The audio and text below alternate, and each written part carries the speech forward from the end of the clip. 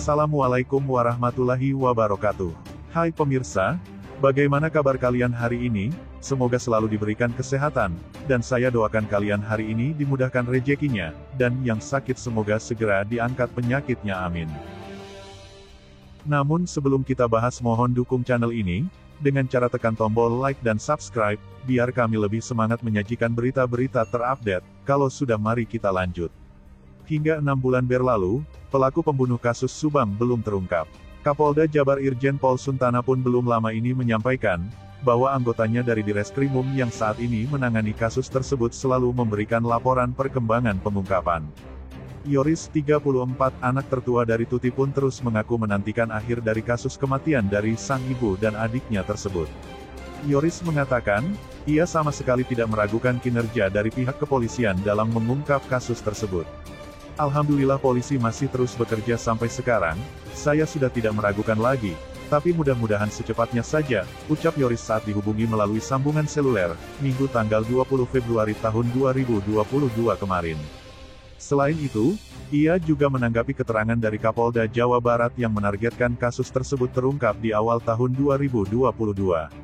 Maksudnya awal tahun 2022 akan terungkap, kata Kapolda, juga bukan di bulan Januari atau Februari, kayak Maret April juga kan masih awal tahun 2022. Mungkin lebih baik kita tunggu saja, katanya. Misi saya bersama keluarga pastinya mendukung polisi agar cepat mengungkap siapapun itu pelakunya, harus dihukum seberat-beratnya, kata dia. Sementara itu, seperti diketahui, Yoris juga merupakan salah satu saksi yang intens diperiksa oleh pihak kepolisian dari Polres Subang maupun Polda Jabar. Setengah tahun berlalu, pelaku perampasan nyawa itu masih menjadi misteri. Meski sudah merilis sketsa pelaku, polisi belum mengungkapkan identitas pelaku. Sejauh ini, polisi belum menangkap pelaku kasus Subang. Selama polisi belum mengungkap kasus perampasan nyawa Tuti dan Amalia itu, cerita-cerita baru justru datang dari keluarga korban.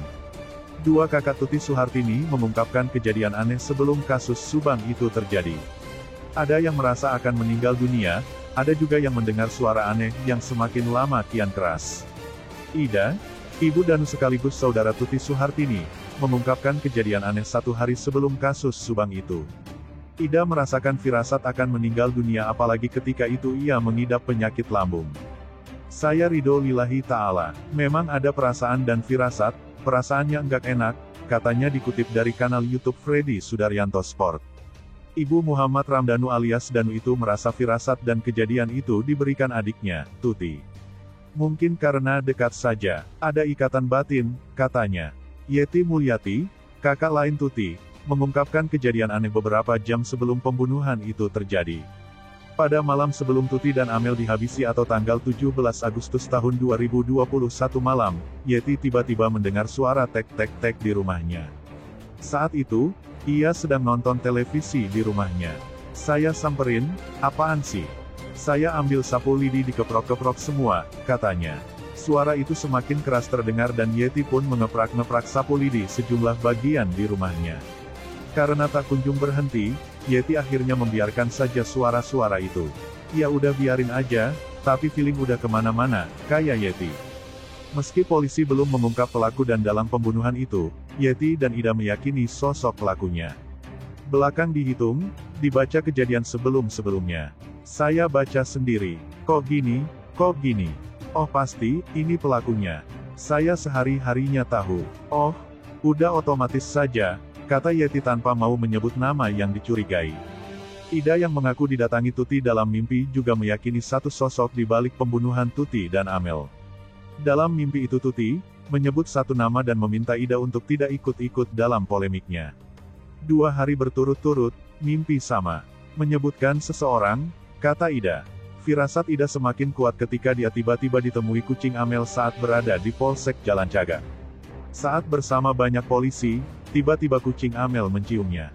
Hal ini cukup aneh, karena kucing Amel ini tergolong liar, tapi justru bersikap manis di depan Ida. Awalnya dia tidak mengira itu kucing Amel, setelah tahu dia pun berusaha mengajak kontak batin dengan kucing Amel. Dan saat itu, dia seolah-olah dibisiki sosok di balik meninggalnya Amel dan Tuti. Nah, gimana menurut kalian?